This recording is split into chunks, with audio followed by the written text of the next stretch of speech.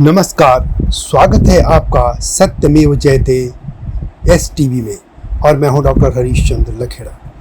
क्या आप जानते हैं कि भारत की सर्वोच्च पंचायत यानी संसद के दोनों सदनों के सदस्यों को यानी सांसदों को कितना वेतन मिलता है?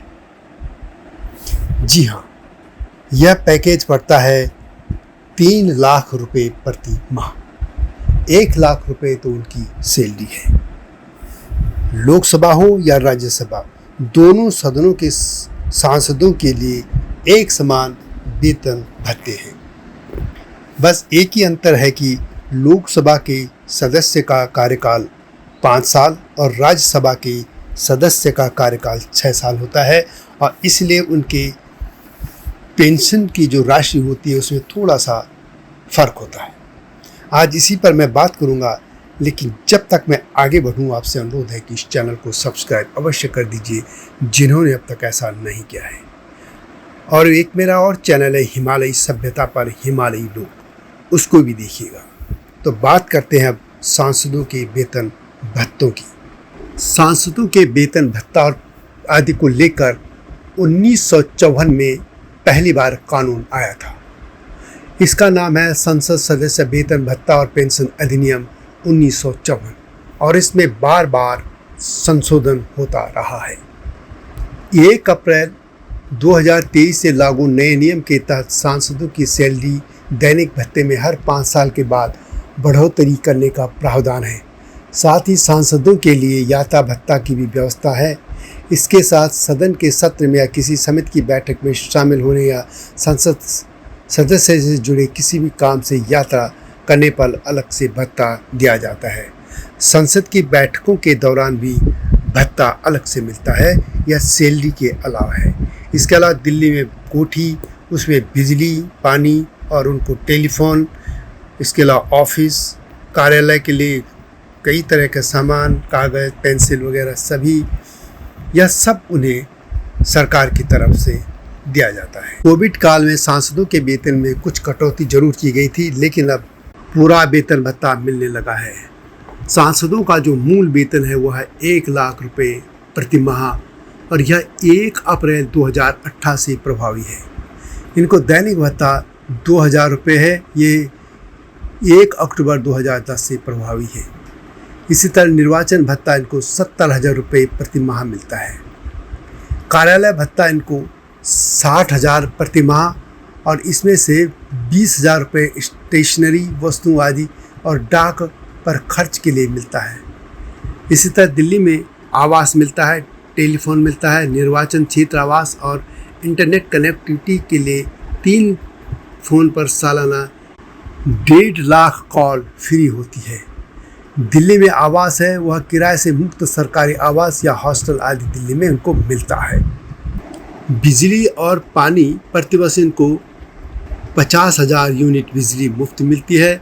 इसमें से 25,000 यूनिट प्रत्येक प्रकाश या पावर मीटर या एक साथ मिलता है और प्रतिवर्ष 4,000 किलो लीटर पानी यानी जनवरी से शुरू कर ये साल होता है, ये फाइनेंशियल ईयर नहीं है, इसमें इनको मुफ्त मिलता है। पेंशन को लेकर मैं पहले एक वीडियो बना चुका हूँ।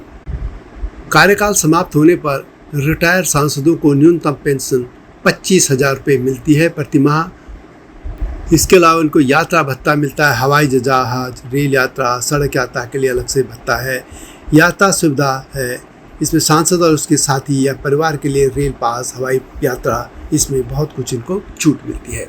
पूर्व सांसदों के लिए यात्रा सुविधा फ्री AC द्वितीय श्रेणी में और रेल यात्रा के लिए मिलता है। जैसा कि मैंने पहले बताया, कोविड काल में इनकी वेतन में कुछ कटौती की थी। साल 2020 में कोविड-19 महामारी के कारण 1 साल के लिए सांसदों के वेतन और भत्ते में 30% की कटौती की गई थी। इसके बाद 1 अप्रैल 2023 से सांसदों और विधायकों के वेतन और भत्ते हर 5 साल बाद 5% की वृद्धि के तहत बढ़ते हैं। इसके अलावा प्रत्येक सांसद को एक केंद्र सरकार के ग्रेड 1 अधिकारियों को जो CGHS के तहत सुविधाएं उपलब्ध होती है वो भी सांसद को मिलती है। सांसद किसी भी सरकारी या रेफर कराने के लिए बाद किसी भी प्राइवेट अस्पताल में इलाज कराने के लिए या ऑपरेशन कराने की उसको छूट मिलती है और इसका पूरा खर्च सरकार उठाती है।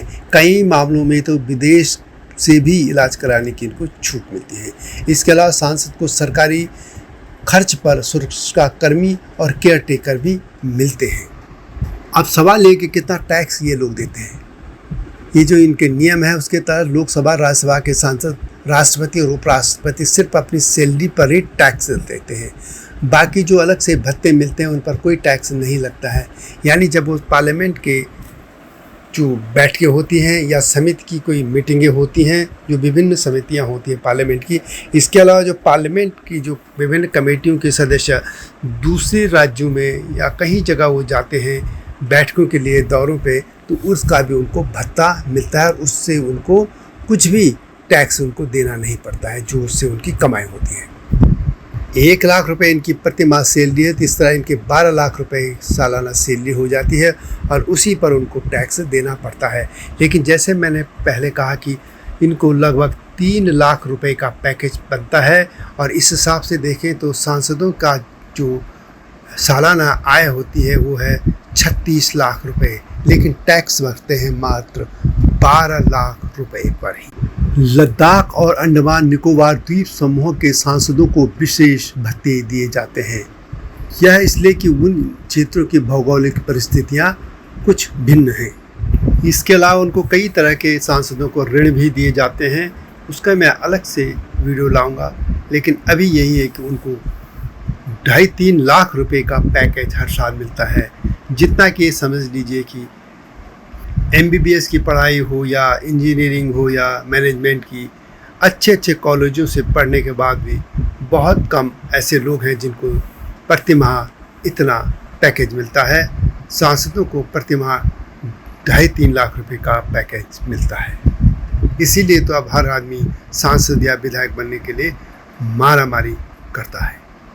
यह समाज सेवा नहीं बल्कि रुतबे के साथ सभी सुख सुविधाएं लेने का एक मात्र मकसद रह गया है। वीडियो कैसे लगी कमेंट में उससे लिखें।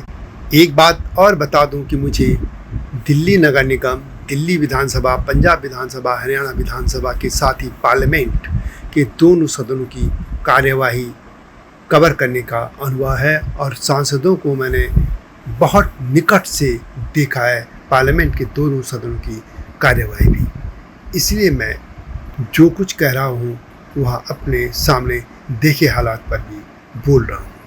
वीडियो को लेकर कमेंट अवश्य कीजिएगा, चैनल को सब्सक्राइब करना न भूलना। सांसदों को लेकर जल्द ही एक और वीडियो आएगी, तब तक नमस्कार।